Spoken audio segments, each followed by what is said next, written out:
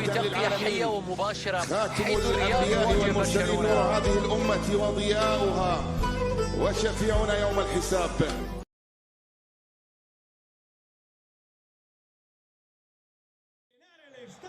سيداتي نساتي سادتي، أجمل تحية مني أينما كنتم.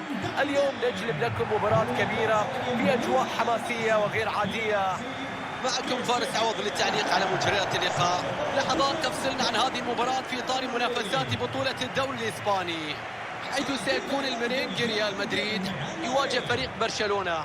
مع كل مباراة يكون هناك متعة جديدة، وفي هذه المباراة نأمل بأن نستمتع بلحظات ولمسات فنية مذهلة.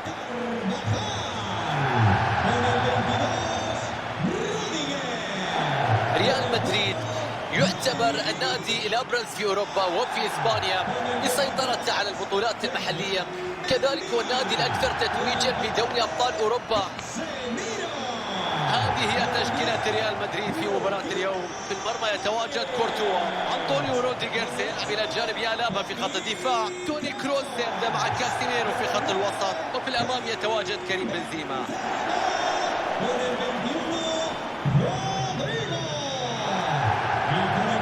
ولا مع تشكيلة فريق البارسا في مباراة اليوم، تير شتيجن في حراسة المرمى، كوندي سيلعب بجانب جيرارد بيكي في خط الدفاع، بدري سيبدأ بجانب ديونغ في خط الوسط، وفي الهجوم سيتواجد روبرت ليفاندوفسكي.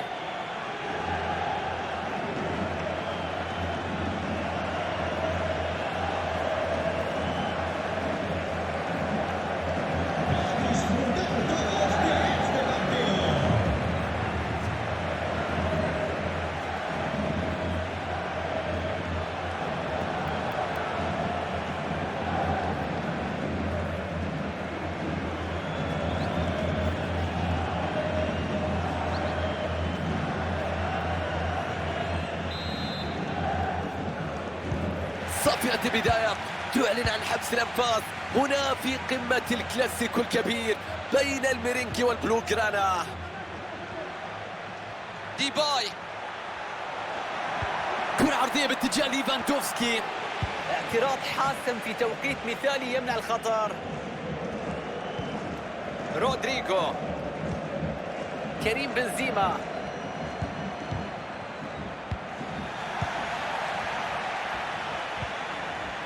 جوردي ألبا، رمي التماس،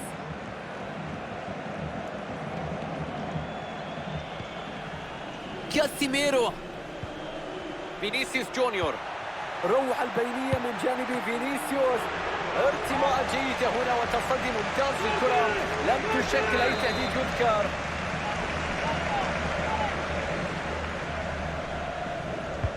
توني كروس بيلعب ركنية إلى منتصف الصندوق، انتهت الضربة ركنية، نجحوا في الإبعاد.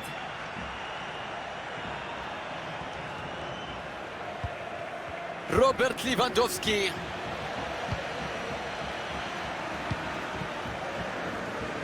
كرة تصل إلى مندي،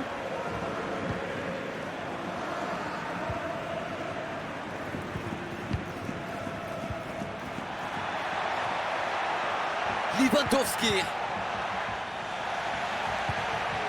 رمية التماس لصالح برشلونة. ليفاندوفسكي، فرصة هدف أمام ليفا، كرة بتروح بجوار المرمى بدون أي ردة فعل في التصدي، والكرة لا تشكل أي تهديد.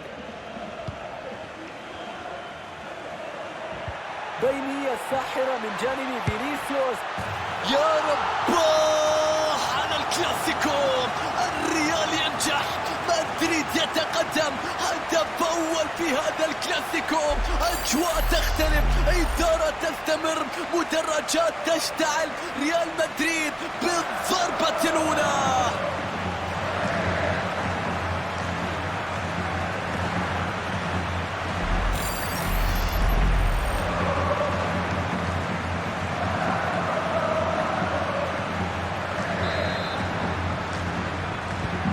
هدف أول في المباراة، تقدم الآن بهدف مقابل لا شيء.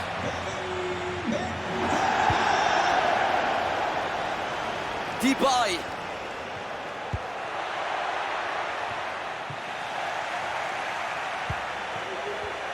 كرة تذهب للمنافس بدون معاناة بعد تمريرة سيئة. برشلونة يهاجم، تدخل واستخلاص لكرة خطيرة، خطأ من حارس المرمى، سهل يعاقب في هذا التوقيت. هجم بعد خطأ من حارس المرمى، أهداه الكرة ولم يتردد في وضعها في الشباك. هدف التعادل إذا النتيجة الآن 1-1.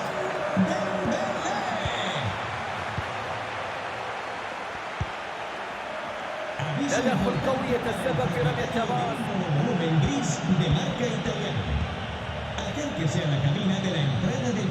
واضح لديه ثقة في التقدم إلى الأمام.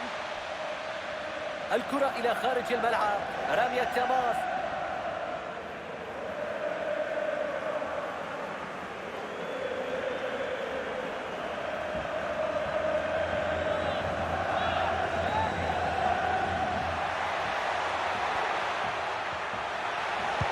عرضية باتجاه فينيسيوس. الله على التصدي.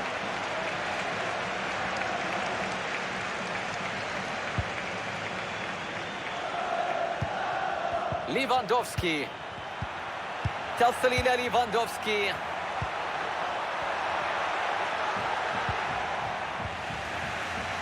فرانكي دي يونغ، الله على التصدي من كورتوا.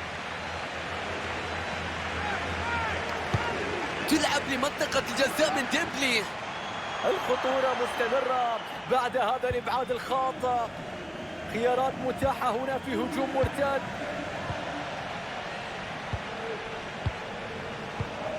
ديباي، عادت إلى ليفاندوفسكي. دي يونغ، التعامل مع هذه الكرة لم يكن بالشكل المطلوب. حارس المرمى يجد كرة سهلة حقيقة بعد لمسة أخيرة لم تكن بالمستوى. يساعد الحكم يعلن عن وجود تسلل في هذه الكرة.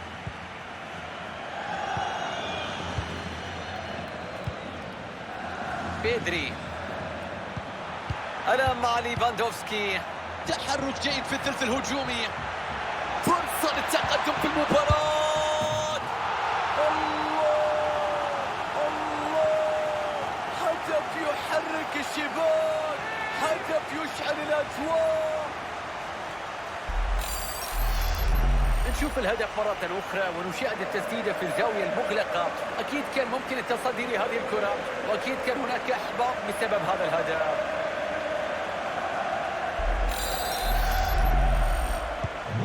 يعود اللقاء مرة أخرى مشاهدينا، لكن ريال مدريد مطالب بتعديل النتيجة.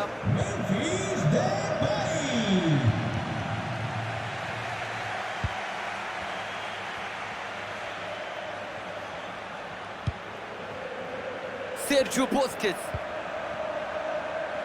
يتحرك سميلة ويفتح اللعب ويطلب الكرة. ديمبلي، كورتوا يتصدى بسهولة.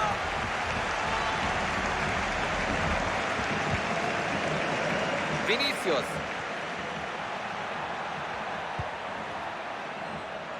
رمية تماس للريال.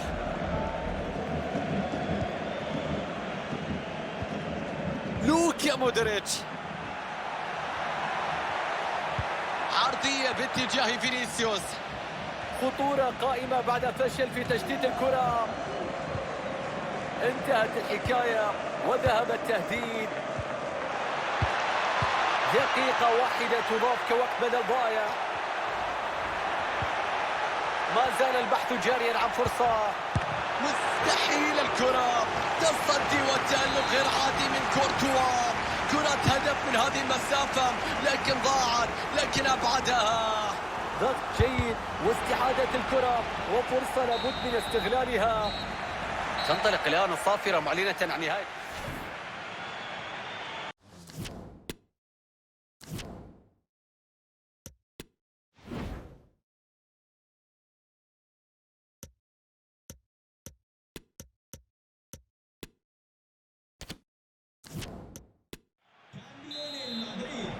دخلنا الآن إلى الشوط الثاني. ريال مدريد يتأخر بفارق هدف وعليه أن يظهر ردة فعل قوية في هذا الشوط.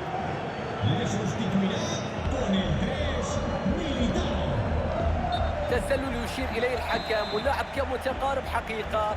سنتأكد من صحة هذا القرار. سيرجيو بوسكيتس إلى رونالدو أروخو.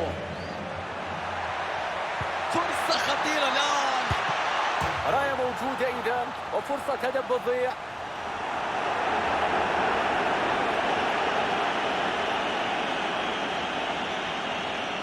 شوف الآن بمشاهدة الإعادة، صحيح اللاعب كان متقدم بسنتيمترات قليلة جدا. برافو لمساعد الحكم.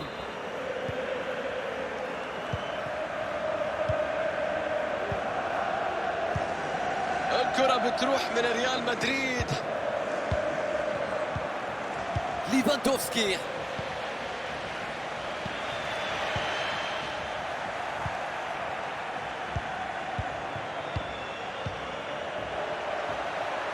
ليفاندوفسكي ما زال يتقدم.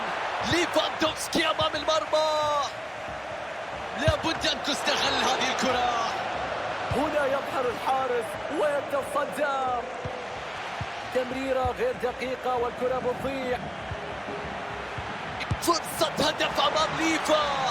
راعي كورتوا في ردة الفعل الكبيرة. برشلونة يستعين بدكة الاحتياط. ضربة رأسية لكن بدون قوة، سهلة وصلت لحارس المرمى. ضربة حرة لريال مدريد.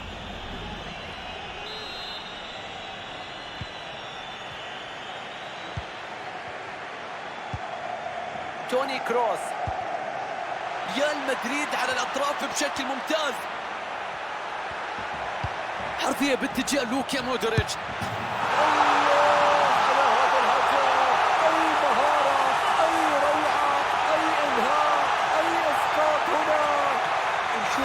الهدف مرة أخرى اللي أرسلها عرضية مثالية، لكن المميز في الهدف كيفية التعامل مع ضغط الخصم قبل لعب الكرة في الشباك.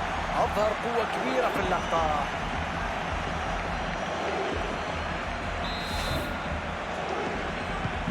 أي تقلبات، أي تحولات، الفريق الآن ينجح في التعادل من جديد.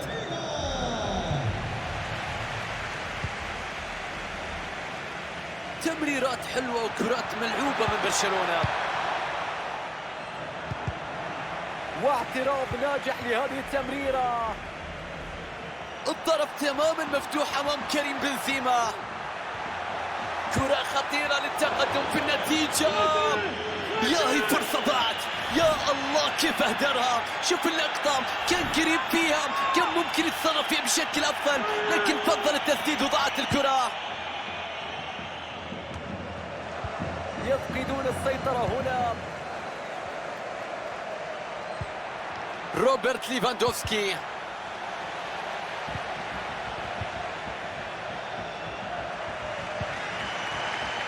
وصلت إلى فينيسيوس بتدخل يسترد هذه الكرة بهدوء. ليفاندوفسكي، فرصة هدف أمام ليفا. الله على التصدي من كورتوا. البارسا يقرر الاستعانة بدكة البدلاء. الكرة بتتجدد بعيد عن المرمى. ليفاندوفسكي، وهذه كرة الأفضلية. أوهو، تصدي قوي جدا. ركنية تنفذ بشكل قصير، عرضية في منتصف ال18. الحارس يبعد الكرات الرأسية التي لم تشكل خطورة.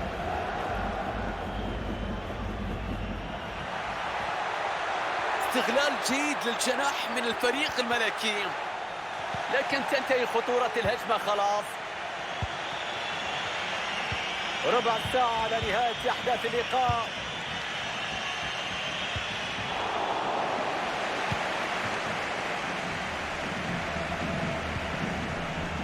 فرصة قد تشكل خطورة. تدخل رائع في توقيت مثالي. ممكن نقل الكرة والبحث عن هجمة مرتدة. فرصة الواحد على واحد الآن. الله، كرة في المرمى. هدف في التقدم في الثواني الأخيرة. هدف لا يمكن تعويضه. أي سيناريو، أي جنون، غير معقول ما يحدث.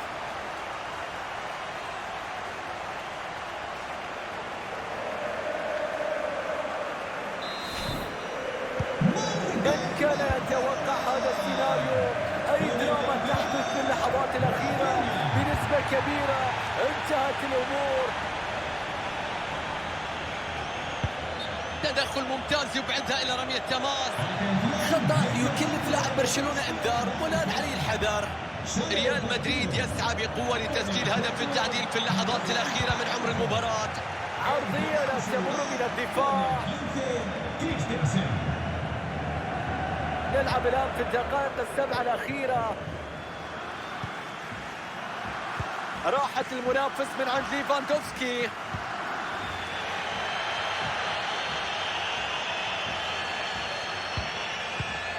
ديونج مرة أخرى لديونج.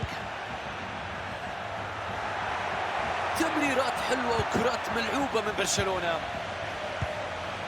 والكرة خطيرة بعد افتكاك للكرة في هذه المنطقة.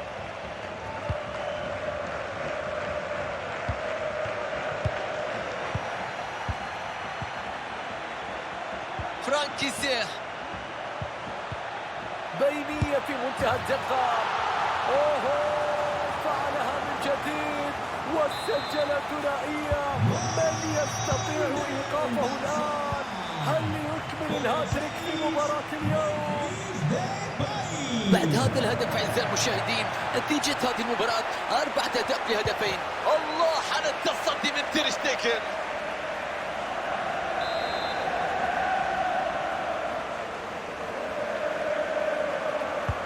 توني كروس بيلعب ركنية إلى منتصف الصندوق.